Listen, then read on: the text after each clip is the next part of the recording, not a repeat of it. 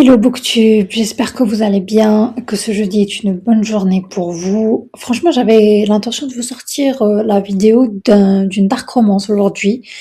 Ensuite, je me suis rendu compte que j'avais cette romance contemporaine depuis très longtemps dans ma palle, que j'avais fait une publication Instagram, partagé mon avis sur TokTok, mais que je vous en avais jamais parlé sur YouTube, alors que ça fait plus d'1 an que j'ai lu ce livre et je trouvais ça vraiment bizarre comment je me suis emmêlé les pinceaux. En général, j'ai de l'avance dans mes lectures, c'est pour ça que je peux faire des vidéos à l'aise. Et j'ai pas compris pourquoi ce livre-là a disparu de ma balle. Bref, petite parenthèse personnelle, on va parler du livre Still Beating de Jennifer Hartmann. Alors pour ceux qui ne connaissent pas, il y a beaucoup de trigger warning dans ce livre-là. Faites attention aux trigger warning avant de vous lancer dans la lecture de ce livre, parce qu'il est quand même très lourd au niveau psychologique. Dans ce livre, on a Cora. Cora qui est une jeune femme qui travaille. Elle est au début du livre dans un bar avec sa sœur et ses potes pour l'enterrement de vie de jeune fille de sa sœur, parce qu'elle est en couple depuis 15 ans maintenant avec son petit copain du lycée et qu'il l'a demandé en mariage et que dans 1 mois, eh bien, ça sera le grand jour. Sauf que Cora ne s'est jamais entendue avec son futur beau-frère Dean.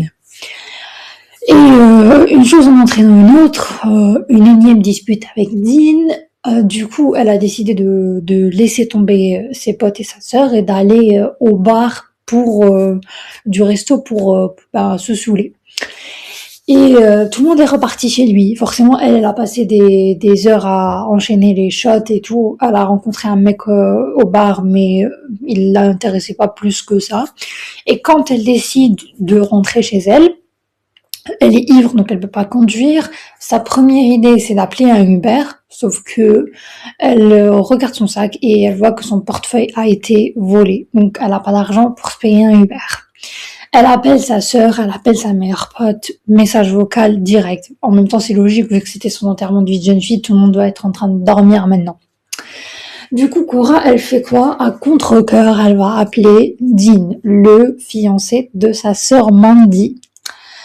Et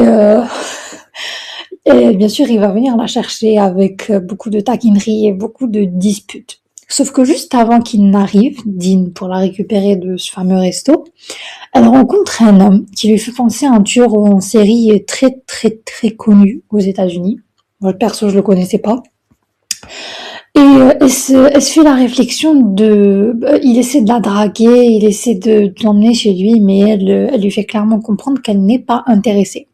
Et quand Dean arrive, il lui pose la question est-ce que c'est ta meuf? Et le mec il répond clairement non.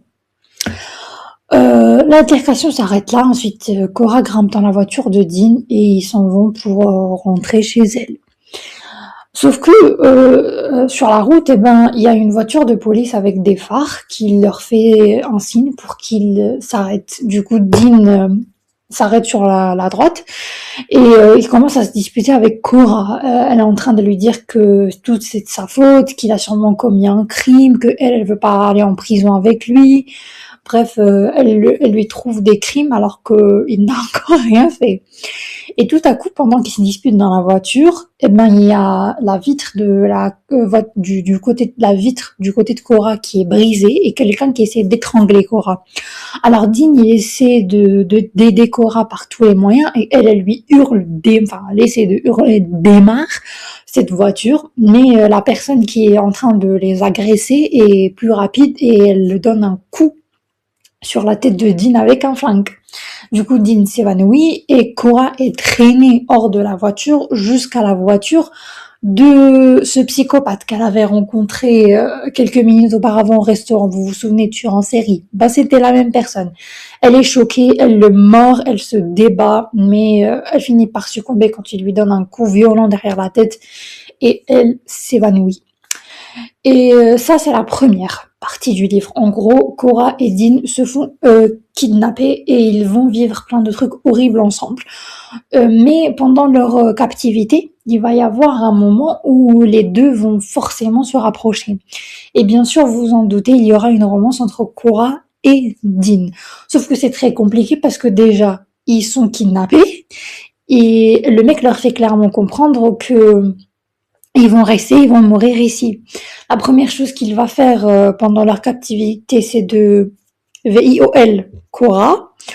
Ensuite, ce qu'il va faire, c'est d'obliger Korra et Dean à avoir des rapports.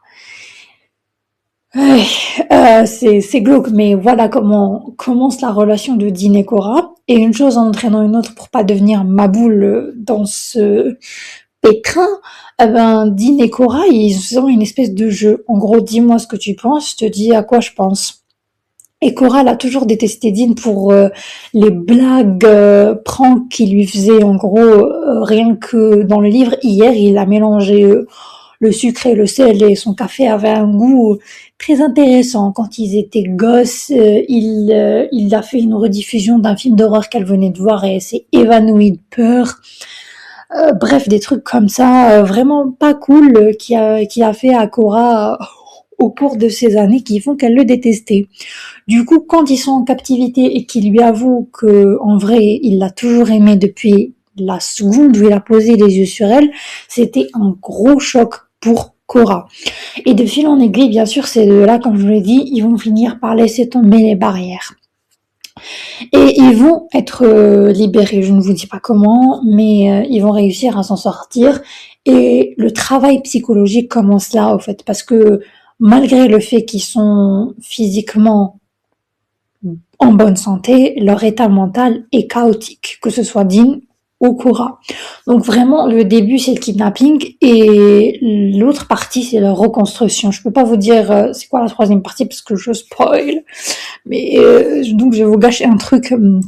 En tout cas, tout ce que je peux vous dire, c'est que c'était un livre magnifique. J'ai adoré Korra, j'ai adoré Dean, j'ai adoré leur histoire. C'est tellement beau et compliqué parce que forcément, hein, n'oublions pas que c'est le fiancé de sa sœur. Donc quand elle sort du kidnapping là et tout ça, t'es amoureuse du futur mari de ta sœur.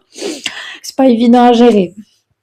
Et la reconstruction psychologique de ces deux personnages, comment est-ce qu'ils vont laisser tomber les barrières, comment est-ce qu'ils vont vaincre leur peur, comment est-ce qu'ils vont s'ouvrir l'un l'autre après tout ce qui leur est passé par la tête, tout était trop bien fait. Franchement, Jennifer Hartman, une plume extraordinaire, je la recommande, je recommande vivement ce bouquin, foncez si vous connaissez pas, une pépite. Très attention. En ce qui concerne mes citations préférées, on a elle peut prétendre qu'elle me déteste. Si ça diminue ne serait-ce qu'une fraction de sa douleur, elle peut faire semblant autant qu'elle veut. Mais je sais que c'est de l'amour. C'est obligé parce que si ce n'est pas de l'amour, alors je suis certain qu'il n'existe pas. Je sais que tu trouveras quelqu'un qui verra les parties les plus sombres et les plus effrayantes de toi et qui t'aimera plus que tout. Quelqu'un qui te taquinera, qui t'énervera, qui te rendra folle de toutes les meilleures façons. Quelqu'un qui te fera te sentir si vivante que tu auras oublié l'ombre de la personne que tu étais auparavant. Quelqu'un qui te voit vraiment, nue et pure, et qui veut ramasser toutes les parties de toi qui sont brisées et les chérir comme si c'était quelque chose de beau. Dean, un book boyfriend de qualité, rien à dire. Il est incroyable. Toute histoire d'amour vaut la peine d'être écrite, même si elle est chaotique, dit Holly distraitement en continuant à caresser mes cheveux. J'aimerais lire ton livre. Je t'aime follement, mais avec l'amour fou vient la folie, et ce dont tu as besoin en ce moment, c'est de paix. Ne comprends-tu pas, Cora? Tu ne vois pas. Oui, parce que au fait, quand ils passent la période très très très sombre, ces deux-là, c'est pas joli à voir, et Cora a plus du mal à sortir la tête de l'eau que Dean.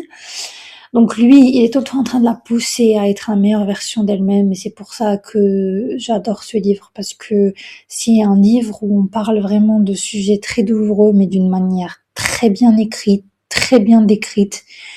Rien à dire, c'est un chef-d'œuvre. Je le recommande à 1 000 000%. Foncez. Si vous êtes OK avec tous les trigger warnings, bien sûr. Sur ce, je vous laisse. J'espère que cette vidéo vous aura plu. Si c'est le cas, lâchez-moi un pouce bleu et abonnez-vous. Ça m'aide énormément. Je remercie toutes les personnes d'ailleurs qui sont abonnées à cette chaîne. Merci de votre soutien. Je vous laisse et je vous souhaite un excellent vendredi et un super week-end. Ciao!